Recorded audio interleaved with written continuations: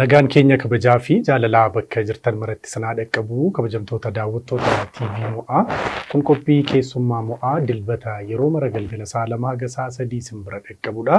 Warreen biyya ambaa jirtanii fi kanneen miidiyaa hawaasaa fayyadamtan immoo karaa fuula miidiyaalee hawaasaa keenya hundumaa nu daawwachuutii dandeessu. Egaa waggoottan darban 3 deemaa jirruuf keessummoota jajjaboo isinii dhiyeessaa turreerraa muuxannoo mudannoo bu'aa bahii jireenya isaaniirraa waa guddaadha kan isin qooddataatii turtanii deebiin keessan immoo ittuma akka nuti keessummoota jajjaboo biroos isinii dhiyeessinu nu godheeti jira. Keessummaan koo har'aa Abdii Dingataadha kan jedhamu. Egaa hojii gaggeessaa olaanaa dhaabbata fayyaa Jookoo fi ogeessaa Anesteeziyaadha. Isa waliitiin turtii bareedaa taasisna jedheetiin abdadha. Hedduun keessanis kana dura TV Mo'aa irratti ni beektuuni. Waan kanallee ni kaasna. Isin haga dhuma qophii keenyaatti nu waliin akka taatan affeerraa koo kan kabajaati.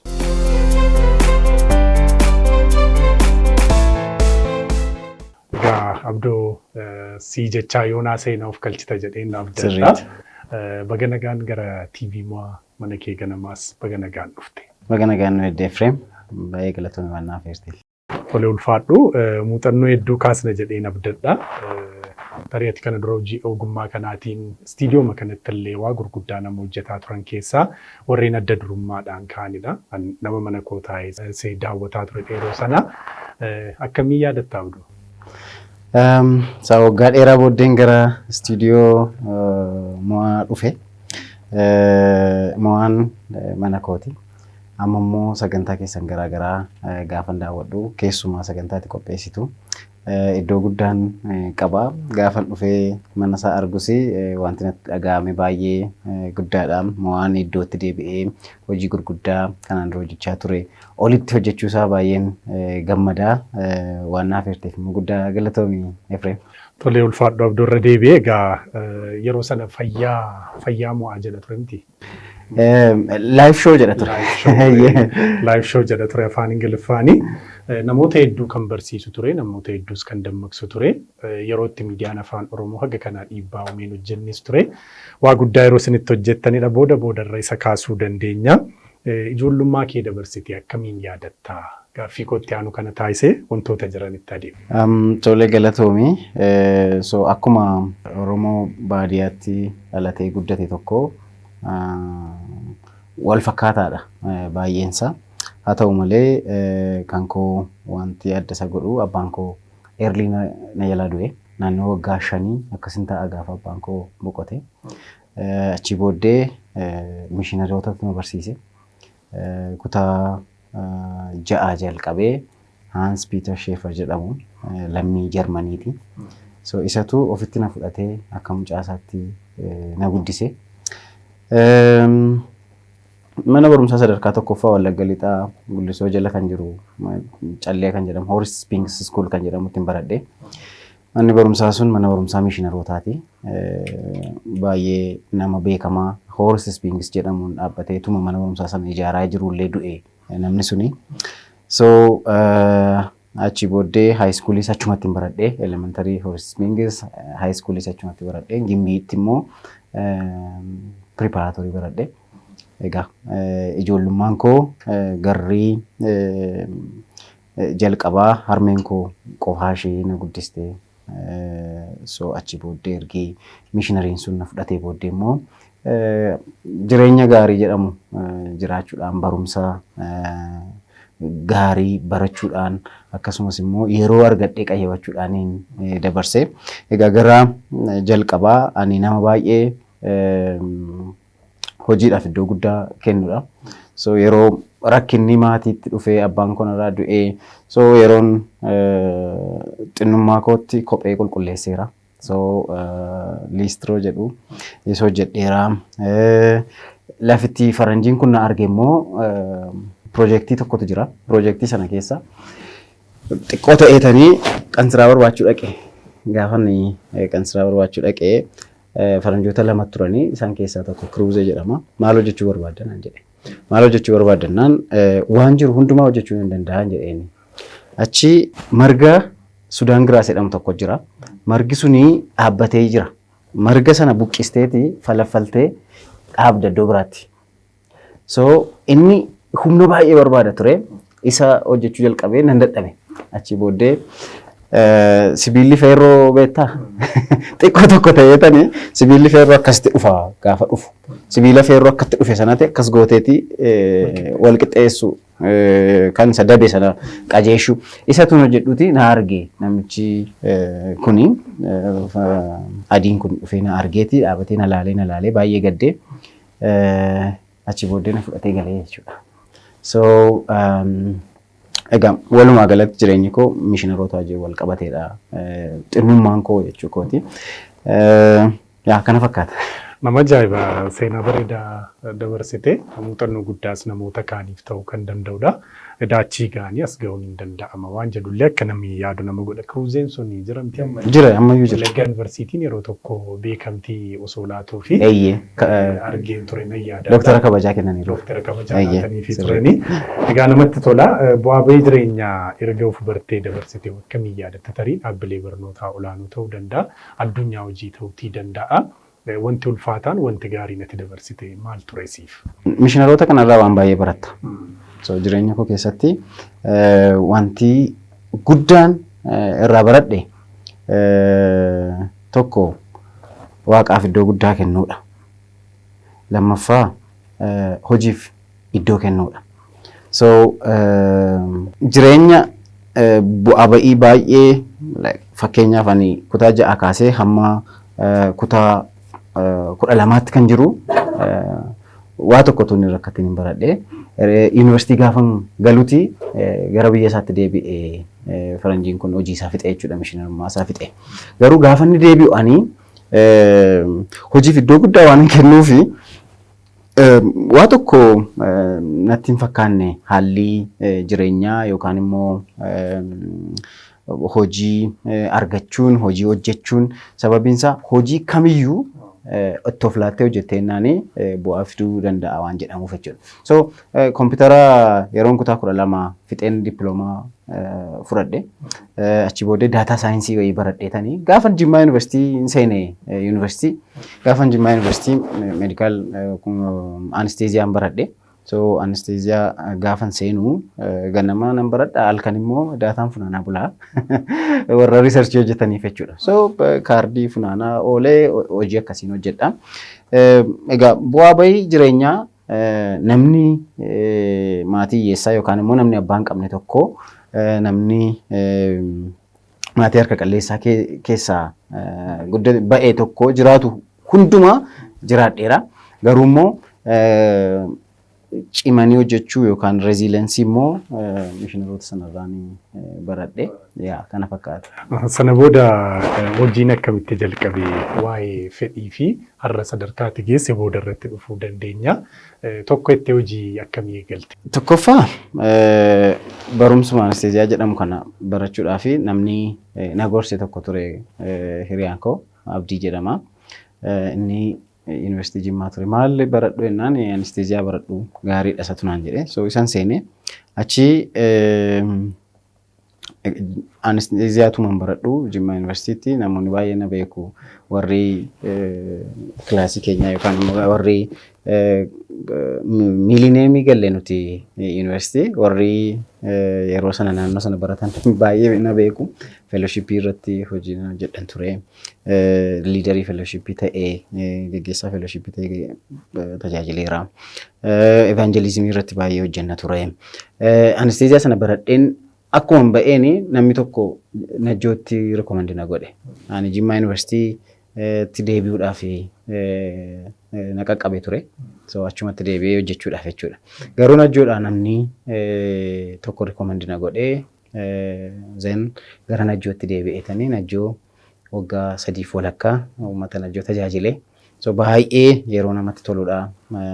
So achi booddee hojii gaafan jalqabu akkuma sirrasiin jedhee hojii baay'een jaalladha.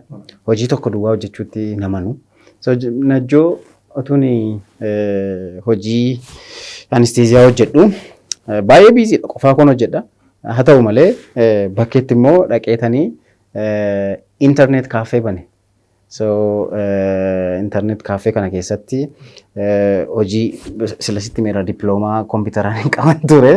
So kompiitara nama fiksi gochuu waan akka printerii kana waan akka iimeelii nama banuu iimeelii nama erguu appilikeeshinii adda addaa hojjechuu viizaa nama guutuu waan akkasii kana baneetanii Najjootti hojjechaa ture. Hojiin koo achirraa jalqabe jechuudha. Nama ajaa'iba! Inni ogummaa fayyaan tajaajiluun hawaasa akkuma jirutti ta'ee carraa barnootaa sadarkaa sanaan qabdu kan kompiitaraa hojiitti hiikuun hin danda'ama jechuudha miti bakka tokko cichanii taa'urra sun yeroo fi baalaansii godhanii gargaaramuudha moo maa inni citiinsa? Citiinsaa maal sitti fakkaate yeroo kee maneej gochuudha. Ani guyyaa tokko gaafan ogummaa fayyaa hojjedhu kompleentiin tokko karaa maneejimentiitti yeroo hundumaa na galateeffatu waraqaa galataa naa kennu malee takka kana balleessite naan jedhanii beekan. Maa inni citiinsaa yeroo kee maneej gochuudha tokko. Lammaffaa eessa ooltaa maal gochuu barbaadda eessa gahuu barbaadda isa jedhu viizhinii qabaachuu danda'u sirra jira. So mul'ata qabaatteenna mul'ata sanaanii iddoo kanan ga'uu barbaada. Hojii hojjettu iyyuu maaliif hojjetta? Callistee nyaachuu dhuguudhaaf yookaan immoo namni hojjetaaf hojjettatu hin taane hojii man hojjedhullee maaliifan hojjedhaa eessa ga'uun barbaada akkamitti hojjechuun barbaada akkamitti yoon hojjedheen immoo effektiif ta'uu danda'a jettee pilaanii mataa kee yoo hin qabdu ta'e ishee tokkoyyuu hojjechuu hin dandeessu. So irribaa kaatee hojiitu hojjettu sa'aatii lamatti ka'uu qabda taanaan kudha lamatti ka'uu qabda taanaan kudha lamatti kanatti rafuu qabdu guyyaatti sa'aatii afur taanaan sa'aatii afur rafuu sirra jira. Yeroo sana sa'aatii afur iyyuu hin argadhu yeroo baay'ee fayyaadhaaf rafuu qabda haa ta'u malee kaayyoon qaba waan ta'eef kaayyoo koo sana bira ga'uudhaaf wantan limiitii gochuu qabu. Namoonni ta'anii gaafa shaayii buna dhuganii ani garuu yeroo koo maneej godhee gara sana deemuun qaba. So kaayyootti cichanii hojii hojjechuun barbaachisaadha jedhee yaadan ofii koo. Ergaa guddaadha. Egaa mee gaaffiitti aanu kaasu fedhii fi abjuun kiliinika qabaachuu akkamitti keessatti uumame? Waanuma ammaarraa waan maddeedhamu cimanii hojjechuurraa moo yeroo barnoota isaa eegaltuu abjuu uumamedha laata? Najjoodha gaafan nagaa jedhee fixee jedhu Najjoodha bahuutu narra ture. Najjoodha gaafan ba'e mana yaalaa piraayiveetiin galee dhufe. So mana yaalaa piraayiveetiin galee dubartootaanidha kan oonii ta'u. So achi keessa speeshaalistiin yaalii gadameessaaf ulfaa jirti. Baay'ee cimtuudha. So hojii isheetti baay'ee cimtuudha. Biizinasiitti baay'ee cimtuudha. Maaneejimentiitti baay'ee cimtuudha. Umuriin ishee naannoo 60ti. So maali kuni jedheetanii ilaalee egzaampilii irraa fudhadhaan ture. So akkamittiin akka ishee ta'uu danda'ama. Akkamittiin mana yaalaa qabaachuu danda'ama. Ani hojii anesteeziyaa hojjechuudhaaf hin galee garuu qorannoo akkamittiin mana yaalaa kana fakkaatu dhaabuu danda'ama jedheen qoradhaa jechuudha. So qorannoo sana keessatti siistamii peeshantii ittiin riikardii godhan akkamittiin Flown manni yaalaa tokko qabaachuu qabu kutaa opereeshinii eessa ta'uu qaba, emergensiin eessa ta'uu qaba, maaltu eessa ta'uu qaba isan qoradhaa ture jechuudha. So ergiin isa fixee booddee waggaa 5 mana sana hojjedheen nagaa jedheen ba'e. Gaafan ba'u garuu dhaabbata fayyaa hundeessuudha tokko. Lammaffaa akka Oromootti dhaabbata fayyaa guddaa ija qabu Finfinnee keessaa hin qabnu ture. Atteema afaan Oromoodhaan dhaqeenneen yaalamaa lafatti jettu hin jiru tokko. Kan biraan tajaajila kenna fayyaa biyya kanaa yoo ilaalte meeshaa gaarii qabnaa, kutaa qabnaa, garuu tokko qulqullina rakkoo qabna. Lammaffaa immoo customer service. Gaafatti hidhattu akkaataa isaan itti si yaalanii keessumaa immoo afaan kana haasofta taanaan iddoo garaagaraa dhattee yaala argachuu gaafa barbaaddu tuffii isaan namaa qaban sirrii miti. Kanaaf ani maaliif yaade mana yaalaa nuti itti yaalamuu dandeenya. Anumti mataan koo baay'ee wayi. Haati manaa koo mucaan koo ijoolleen koo itti yaalamuu danda'anii Finfinnee keessatti hundeessuun nurra jira kan jedhu viizhiniin qaban ture. Achi Yookoon hundeessa jechuudha dhaabbati fayyaa Yookoo jedhamu waggaa 3 dura akka kiliinikaatti hundeeffame amma garuu tajaajila yaala fayyaa opereeshinii dabalatee tajaajila yaala fayyaa gurguddaa kan kennu magaalaa Finfinnee keessatti dhaabnee irraa jechuudha. Nama ajaa'iba. Egaa akka salphaatti hin ta'u mul'ati sun hin dhufa. Mul'ata sana immoo fiddee lafa qabsiisuudhaaf gatii gurguddaa akka baastu homaa shakkiin qabu. Wantootni ulfaataan maal turani? Wanti ulfaatu inni jalqaba ofii kee mo'uudha. Ofii kee mo'uu jechuun maal sitti fakkaate Efreem? Yaada guddaa gaafa qabdu keessi kee hin danda'amu siin jedha. Kanan hojjedhaa. Akka personaaliitti ani paayileetii ta'uun barbaada jetta. Maal akkamitti iddoo akkasiitii dhuftee iddoo akkasiitii kaatee beekumsa manaa qabaattee hin danda'amu siin jedha keessi kee. Ani biizinasii akkasiin hundeessuu barbaada.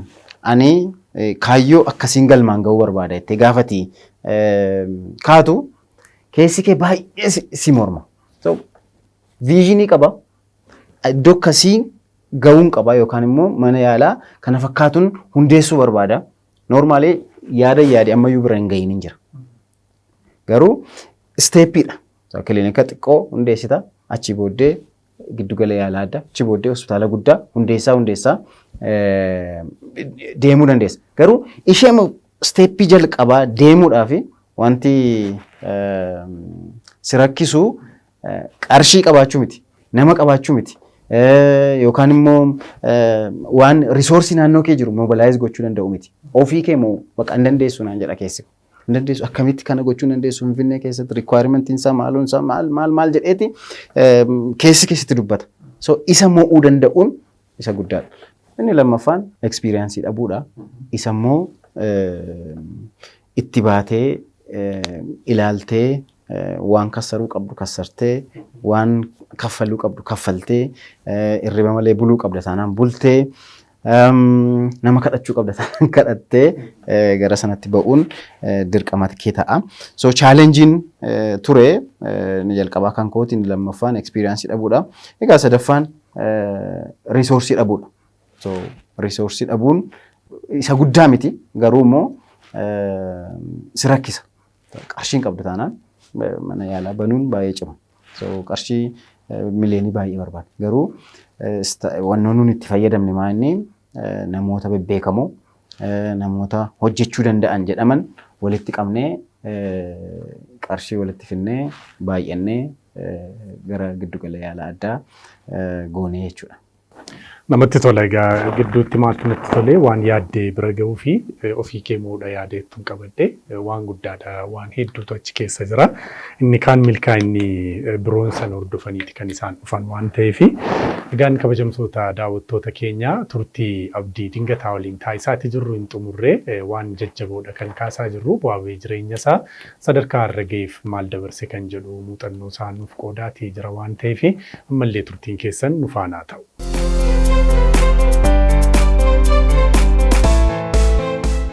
Waa'ee dhaabbilee kee tariitii hojjettootaaf carraa hojii uumuun jira. Homaa osoo hin qabaatiin yaada guddaa qabaattee ofii kee mo'attee waan sana lafa kaa'uudhaaf si barbaachisu immoo irraa jala argattee sana bira ga'uun waan salphaa miti. Haga kanatti kaasnee illee hin fixuun jedheen abdadhaa garuu hin danda'ama waan hin danda'amne hin jiru. Kan jedhu nutti agarsiisaa jirta waan ta'eef egaa akkamidha waa'een carraa hojii uumuu waa'een dhaabbata kee eessatti akka argamu kana kanallee sirriitti mee nutti himi waa'ee Yookoo. Yookooni so idea ture. Idea gaafani qarshii waan tokko iyyuu hin qabne. Like yaada qarshii zeeroo akkaantii zeeroo wajjin ture. Garuu yaadi sun dhufeeti namoota baay'eedhaaf furmaata ta'e. Namoota kaansarii garaagaraa qabanii, namoota daa'imman isaanii baay'ee dhukkubee, namoota reefuu ijoolleen isaanii dhalatanii rakkoo garaagaraan isaan mudate kutaa speeshal ta'e daa'imman reefuu dhalataniif qabna.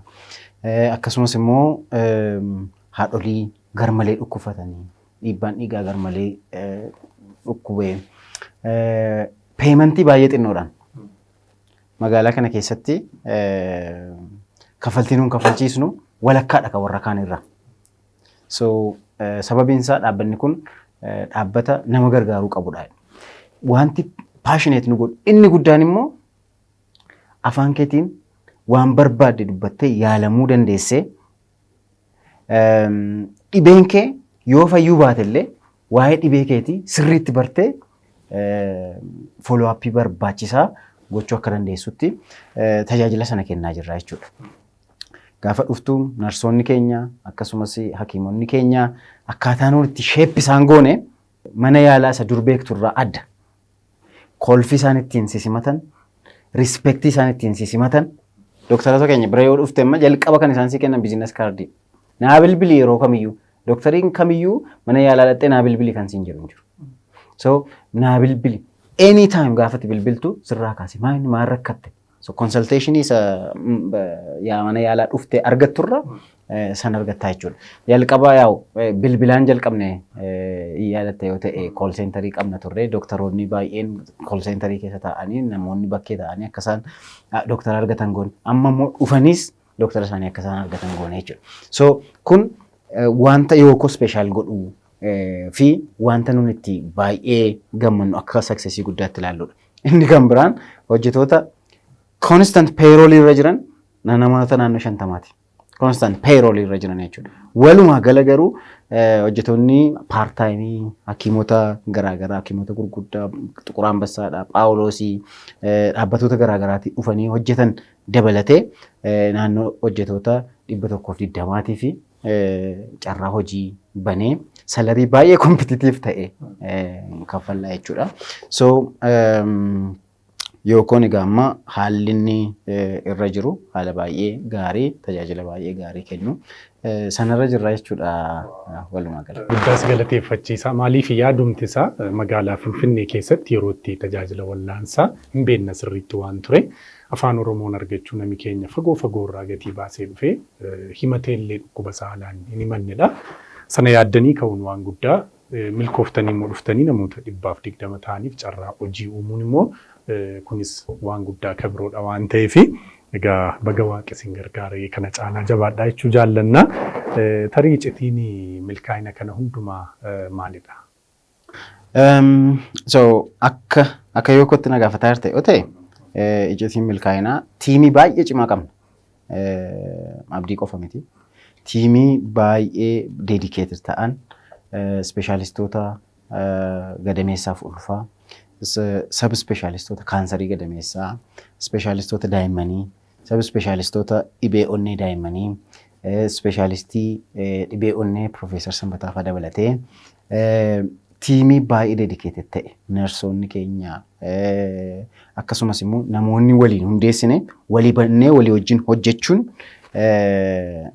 fi uummata keenyaaf tajaajila kennuu fi of kennuun wannoo keenya isa guddaati. Akka successii guddaatti kan nu gargaare isadha jechuudha.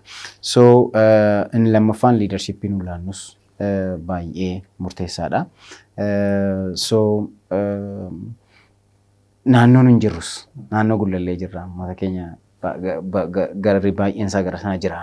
So innis akkaataa nuuni itti hundeessines hundinuu kanaaf kontribiuut godhaniiru jechuudha akka yookotti yoo na gaafate.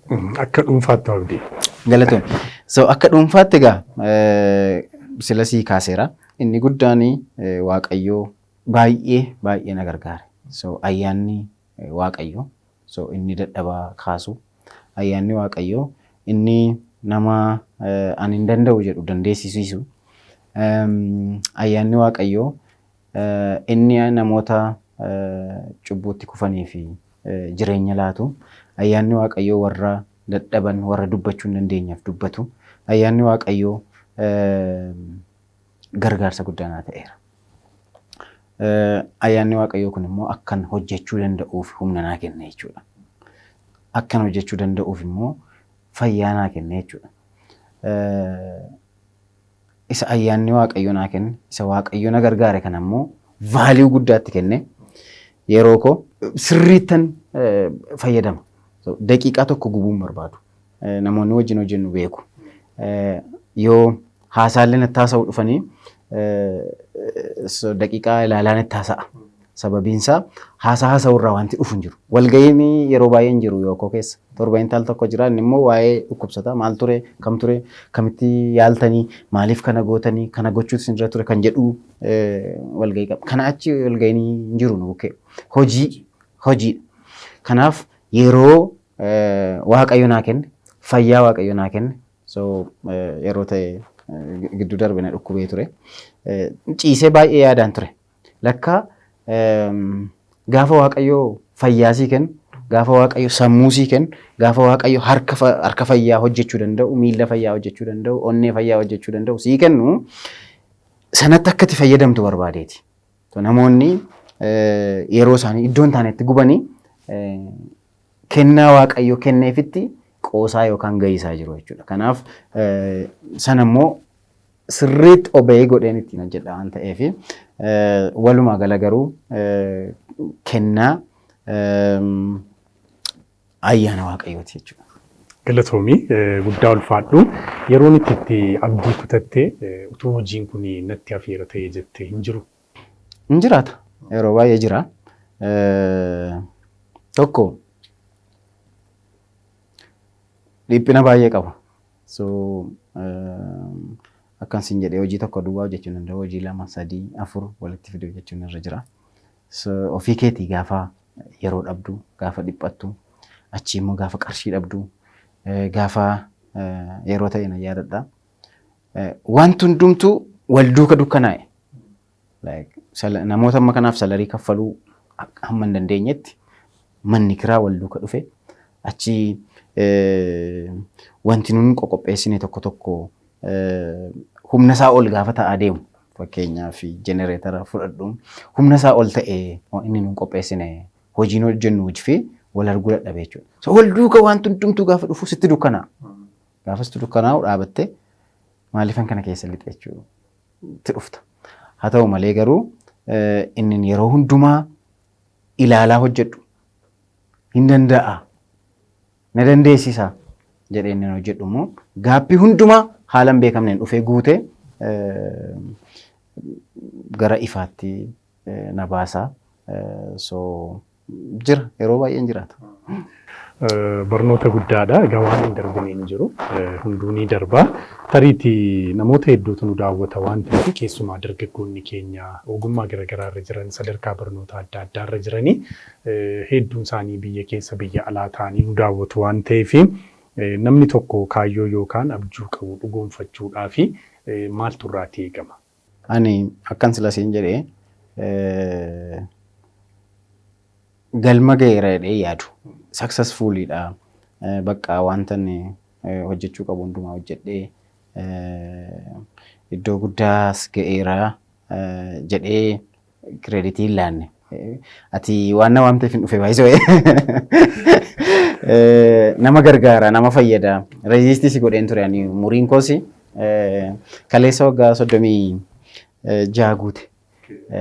September 5 ture birthday ko.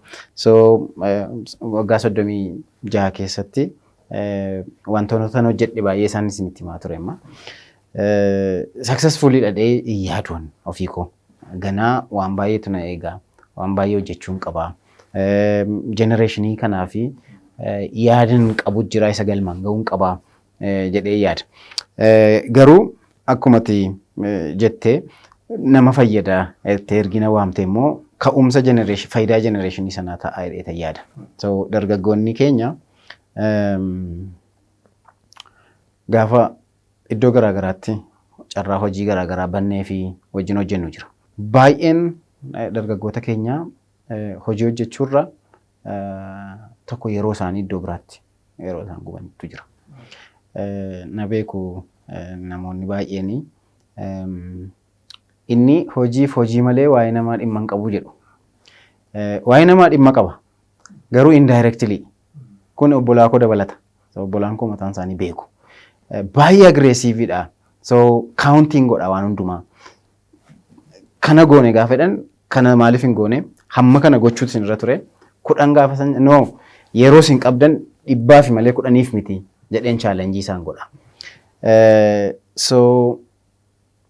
Dargaggoonni keenya wanta hojjechuu qaban yerootti hojjechuu waan hojjechuu barbaadan immoo karoorfatanii irriba dhabuudha taanaan irriba dhabanii even al tokko maalan jedhanii waanan karoorfadheef duudha taanaan du'uun qabaan jedha. Namoonni baay'een maal taatee ofii keetiif yeroo kennii maal siin jedhu. Waan fiddu hin qabdu ofii keetiif baay'ee yeroo laatte. Haa ta'u malee karoora karoorfattee yookaan immoo viizinii qabdu tokko bira ga'uudhaaf koostii kan inni si godhu namarraa adda ba'uu yookaan immoo hirriba dhabuu qofatu hin taane even lubbuu koostii si godha taanaan koostii gochuu si irraa jechuudha. Kan biraan vaaliyuu nuti ayyaana waaqayyoof qabnu grace yookaan immoo jaalala waaqayyoof qabnu dandeettii waaqayyoof qabnu protection waaqayyoof yookaan waaqayyo na eegaadhaaf qabnu baay'ee gadi bu'aadha. Ani waan guddaa jalqabee garuu wanti guddaan ani itti kennu ayyaana waaqayyooti. Wanti guddaan ani irratti lafa dha'u eegumsa waaqayyoo irratti. So keessumaa namoonni akka koo waldaa keessatti guddanne value graceedhaaf qabnu baay'ee gadi buusna. So gracein immoo inni guddaan kennaan nuu kenne inni jalqabaa jireenya bara baraati. Inni lammaffaan garuu ofii keenya fayyaa keenya nuu kenne. Fayyaa nuu kenne kana immoo yeroodhaa fi ogummaadhaan itti fayyadamuun is very important. Baay'ee important jedheetan kan hin fudhadhu. Baratta taanaan tooraan barachuu, hojjetta taanaan tooraan hojjechuu, daldalta taanaan tooraan daldaluu. Kanaa achi gidduu dhaabattee yeroo kee gubuun sirrii miti. So sila gaafan sii kaase kophee xarageera siin jedhee daataa funaanee halkanitti kaardii tokko irraa birrii 5 birrii 10 argadheera siin jedhee sibiila dabseera siin jedhee so waan yeroo sanatti hojjechuu qabdu humna kee tunqisatiin hojjechuu. Waan hojjettu immoo qarshii argachuu qofaaf miti. Ani mana yaalaa si hojjedhe sana maalan sii kaase ture sila. Qarshiinsaa baay'een ture. Haa ta'u malee akka kolleejjiittan fudhadhe mana hojii sana. Akka kolleejjiitti waggaan 5 achitti dabarte tokkoon ishee digirii tokko irraa wanta barattu caala. Mana barumsaatti gaafa barattu tiyoorii barattaa, hin dubbistaa, qormaataa, hin irraanfattaa. Mana sanarraa wanta baradhe garuu tokko ishee ammarratti piraaktikaalii waan ta'eef hin irraanfadhu tasumaan irraanfadhu jechuudha. Kanaaf wanta hojjetan nyaachuudhaaf yookaan immoo salarii qofaaf utuu hin taane like mo'aa gaafa dhufan amma warri kaameraa dudduuba jiran kuni maayinni maaltu jira miidiyaa moo akkamitti dhaabbachuu hin danda'ama. So miidiyaa dhaabbachuun hin danda'ama. Commercial media akko fiduun hin danda'ama jedhanii yaadu. Or like kaameraa kana wajjin wal qabatee biizinasii maalan hojjechuu danda'a. Then experience argachuu danda'uun waan guddaadha jechuudha. So kanaaf ani mana yaalaa sana gaafan hojjechaa ture dhiyoo kana itti maan ture jaartii sanatti baay'een jaalladha. Ani gaafan achi hojjetaa ture peeroolii keessan fudhadheera soft copy hin jedheen. Agreementii fudhadheera hin jedheen. Protocols like protocol ittiin yaalan hunda se tokkotu nambisin fudhadheera hin jedheen. Picture video akkatti mana operation hojjetan sana hunduma walitti compile godheetanii isinirraa barachaa ture. Baay'ee si galateeffachuun barbaadaadhaan galata jechaanii turenna. So gaafa waan tokko hojjettu wanti sun wanta harka kee galu yookaan kiisii kee galu qofaaf itoo hin taane tokko mentaalii si fayyada. Lammaffaa immoo experience si ta'a. Hojii ittiin hojjetta. Inni kan biraan fayyaa qabdu yeroo isaatti fayyadami. So namni hin dadhaba. Namni akkuma baay'ee akka konkolaataati. Konkolaataan haaraan tokko gaafa ba'u humna qabaa hin hojjeta. Sarvisii goota utuma jedhu dadhabaa deema. So kan keenyas akkasuma kana. So lafi sarvisii barbaadu jira. Sarvisii gochaama. Mana yaalaa dhaqaa. Then 40 booddee gaafa jechaa deemtu dhiibbaan dhiigaa sukkaarri kun maal kun dhufaa deema. Then 60 ol gaafa taatu wanta baay'eedha kan dhibee ta'aasitti dhufaa deemu jechuudha. Kanaaf fayyaa gaafa qabdu waaqayyoon galateeffattee fayyaa kana waan na laatteef immoo itti fayyaa sanaan hojjechuu danda'u sirra jira jechuudha. Egaa ajaa'ibaa nu kaastee egaa guddaa galatoomii tarii ogeessa fayyaa tokko yeroo taatu wanti hojii keessatti ulfaataan maalidha ogeessa fayyaatiif? Ogeessa fayyaa tokkoof wanti baay'ee rakkisaan of dhiista yeroo baay'ee of dhiista. Fakkeenya tokkoon sii kenna dhiyoo kana yoo kootti nama garmalee dhiigutu dhufe. Kutaa opereeshinii gashuun nurra ture, dhiiga kennuun nurra ture, opereeshinii hojjennee dhiiga san dhaabuun nurra ture. Achi booddee hojjetoota hundumaa ergii finnee booddee gaafa laalu hundumtuu harka isaatti illee gilaafiin godhanne. Ariitiidhaan nama sana oolchuu sirriitti. Namni sun HIV qabamuu, dhibee hepatitis qabamuu waan tokkoyyuu ituu hin ilaalin. So of kennuu danda'u sirra jira jechuudha. Inni kan biraan akka kan ogummaa kootiitti immoo emergencyidha. Fakkeenyaaf hamma dadhabeera boqochuun qaba. Gaafa jettu bilbilisitti bilbilamee waan akkasii dhufe gaafa jedhamu fiiguu danda'u sirra jira. Ijoollee wajjin hin taphadhaa. See baay'ee ijoollee koo wajjin taphachuudhaaf ijoollee lama qaba. Wajjin taphachuudhaaf gadi baanee naa bilbilama. So mana yaalaa keenya keessa iddootti taphatan wayii tokko jirti. Okay, boojuu jedhama mucaan kun hangafaa. Boojuu har'a yoo qabattu bakka hidheetan naannessi deema. Okay, jedhanis beeka waan ta'eef. Haa ta'u rakkoon qabuudha. Jedhaqanii shartattee waan akka walittiin wannoo jedhamtu achuma yoo keessa jira. Achi keessa taphatu ani kutaa opereeshinii seeneen hojjedhee ba'a. Kanaaf koomitmentiin baay'ee barbaachisaadha. Of gatta. Chaalenjii guddaa yaala fayyaa keessa jirudha. Akka biizinasii kan biraa miti. Olii gadi fiiguu hin dandeessu. Of kennitee hojjechuu danda'u sirra jira. Hippokraatik oos kan jennu jira. Harka keenya ol kaasnee kan itti wannoo goone. Innis baay'ee waan haasa'uu barbaadde haasa'uu hin dandeessu. Waan gochuu barbaadde baay'ee isaa gochuu hin dandeessu. So of qabdee hojjechuu dandeessa. Iccitii namaa eeguu sirra jira.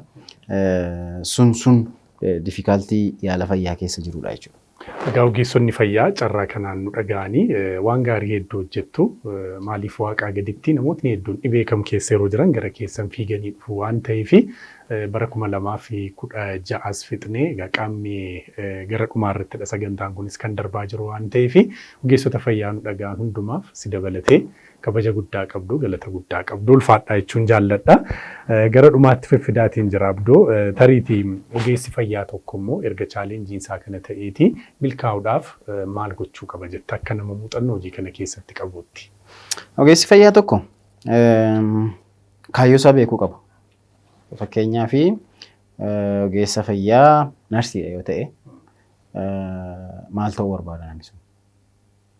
So narsii gaarii ta'e narsii ispeeshaalistii gosa garaagaraatu jira ta'ee baratee iddoo guddaa ga'uu barbaada taanaan karoora isaa adda baasuu danda'u sirra jira. Achi booddee karoora isaa irratti hojjechuudha. So ani ogummaa fayyaa keessatti immoo namni gaariin kaffalamu beekamaadha kun. Saayid woorkii hojjechuun qaba jedhee immoo sirriitti itti yaadee biizinasii mataa isaa hundeessuu danda'a. Mana yaalaa ta'uu danda'a yookaan immoo biizinasii kan biraa fakkeenyaaf gara jalqabaa nuti kool seenterii hundeessan. Aayidiyaadha kun. Koovidiin dhufe. Koovidiin dhufnaan maal gochuu qabnaa jennee yaadne koovidiin gaafa dhufu namni mana yaalaa baqateera. Manaas hin bayinaa jedhanii mana nutti cufan miti. So namni dhiibbaa dhiigaa qabu, namni dhukkuba sukkaaraa qabu maal akkamaa godhu jennee yaadne.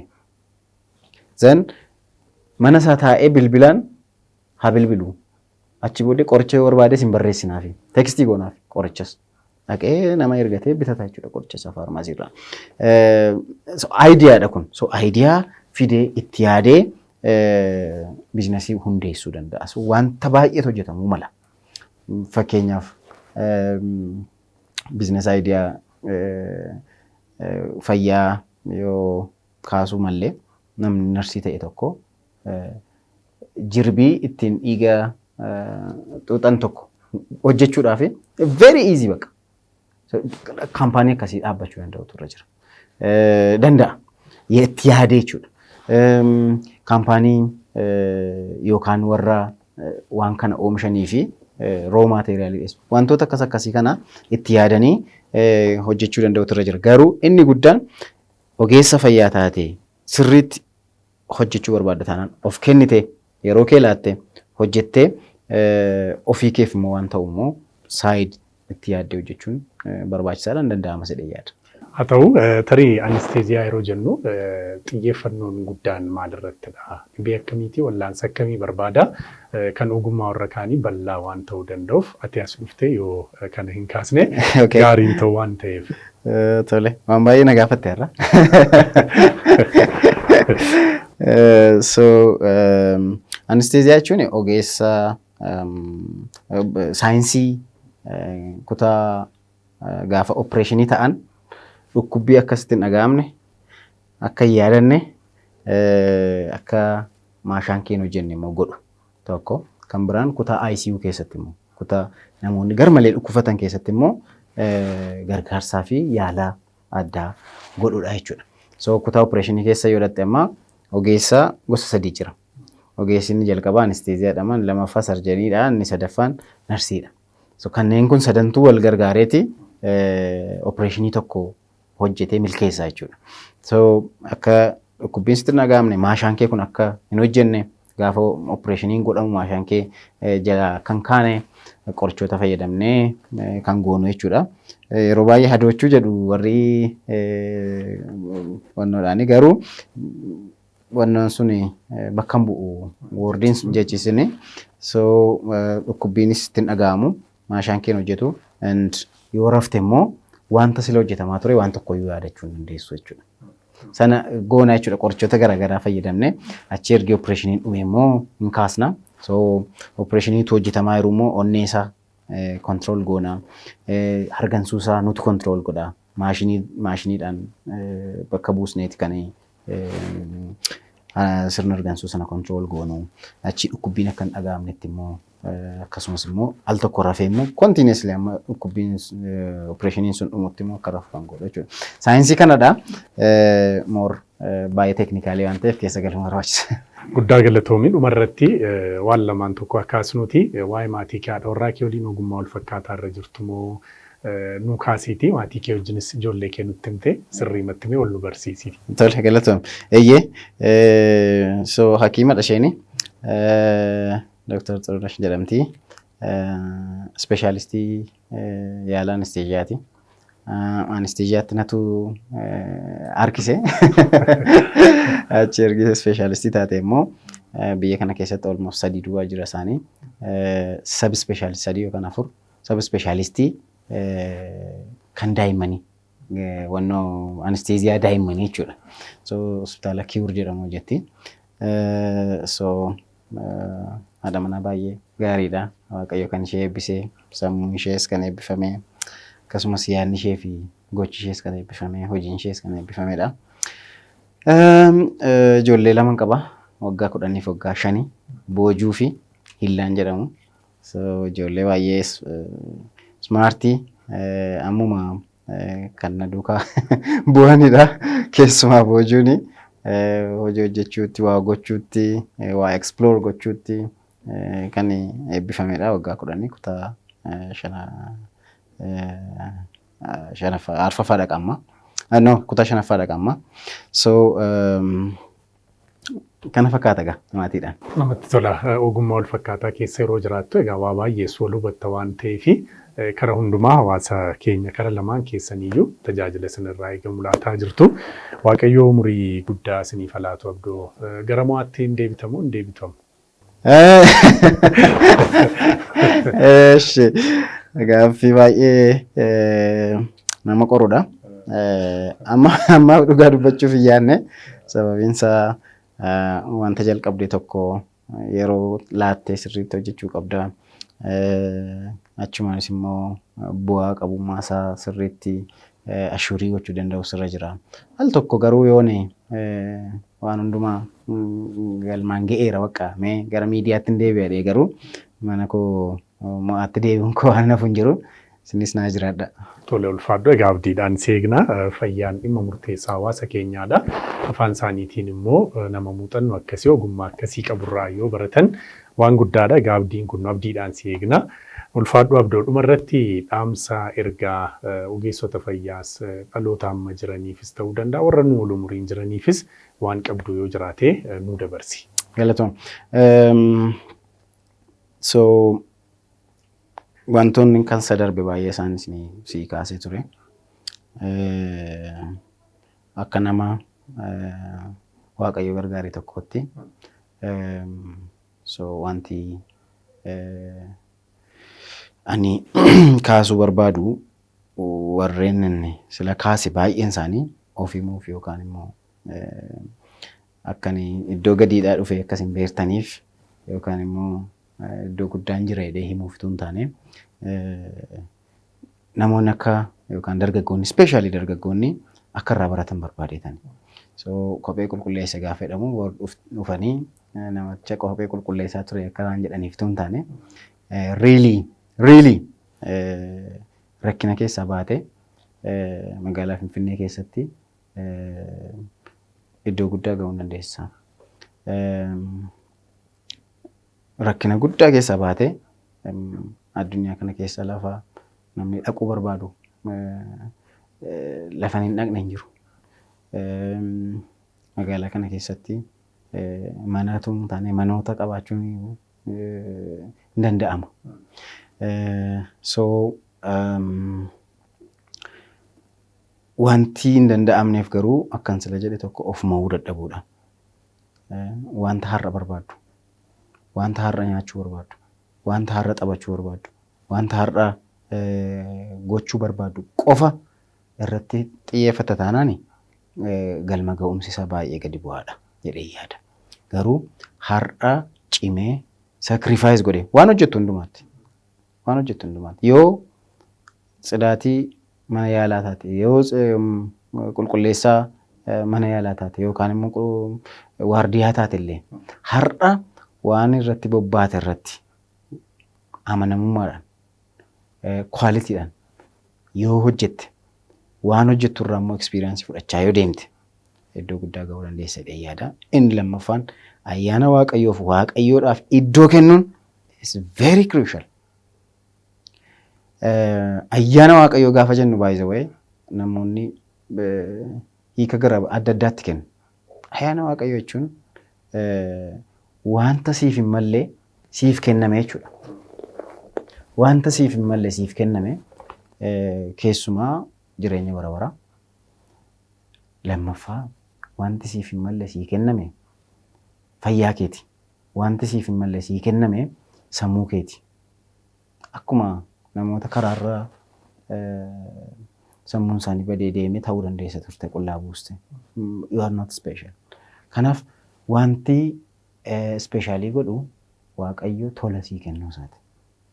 Waan waaqayyo tola sii kenne kana yeroo waaqayyo sii kenne kana fayyaa waaqayyo sii kenne kana utuu hin balleessin itti hojjechuun baay'ee barbaachisaadha jedhee yaada. Dargaggoonni keenyas immoo kompleentii keessa bahuutu irra jira. Kanan dhabee sanan dhabee akkasana godhanii sanana godhanii irra waa like seenaa gadhee ta'uurra seenaa hojjechuutti darbuu danda'utu irra jira. Yeroo baay'ee haalatu mijannee haala biyyaatii haala sanaa kanaa qarshiin qabuu ka'umsan dhabee maali sana namni waan baay'ee dubbata. Haa ta'u malee namni lafa duwwaarra ani qarshii tokko namni naa kennan yeroo baay'ee qarshii tokko ilaa kana dhaqiitii meetti hundeessi jedhee yookaan immoo kanaanii kana bitadhu mee naan jedhee naa kennan jiru. Opportunity jiru exploring godha. Baankiidha taanaan exploring godha. Nama walitti fidudha taanaan waan naannoo koo jiru exploring godha. Garuu amanamummaadhaan hojii hojjechuu qabdu hojjechuu lafa ga'uu qabduuf immoo sacrifice baasuun barbaachisaadha jedheetanii dhaamsa koo kennuufii barbaada yoo sin fayyade fudhadha. Sirriitti fayyada hunda keenya sirriitti nu fayyada. Guddaa galatoomii egaa ijoollummaatti abbaa dhabuurraa kaasee hojiiwwan garaagaraa ulfaatoo jedhaman umuriin keenya yemni immoo gatii baastee hojjechuurra magaalaa Finfinnee keessatti immoo kiliinika giddu galeessaa guddaa akka kanaa qabaattee carraa hojii nama amma kanaaf uumtee jirtaa. Kun milkaa'ina guddaadha waaqatu na gargaaree jettee kun immoo hundarra caalaa hospitaalota yaadduu wantoota gurguddaa yaadduu akkatti milkooftu homaa shakkii hin qabu siifis maatii keefis umurii gaarii hawwina waaqayyo karaa hunda siyaa milkeessuu guddaa galatoomna. Ulfaadhu galatoomna. Egaan kabajamtoota daawwattoota keenyaa turtii keessummaa mo'aatiin Abdii Dingataa hojii gaggeessaa olaanaa dhaabbata fayyaa Yookoo fi ogeessa inisteeziyaati. Egaa turtii bareedaa isa waliin taasisnerra akkasiin waa guddaa gumaattan homaa shakkii tokkollee hin qabu. Isaan guddisnee galateeffachaa torbee isaa wal fakkaataatti ammoo keessummaa mo'aa biroo qabadhee kan hin dhiyaadhu ta'a. Gama ogummaa kaameraatiin Raabseenaa Darajjeen waliin turtii taasistee jirti. Qopheessaan qophichaan Efreem Malkaamuutiin ture. Qophiilee TV mo'aafan biroo waliin turtii gaarii.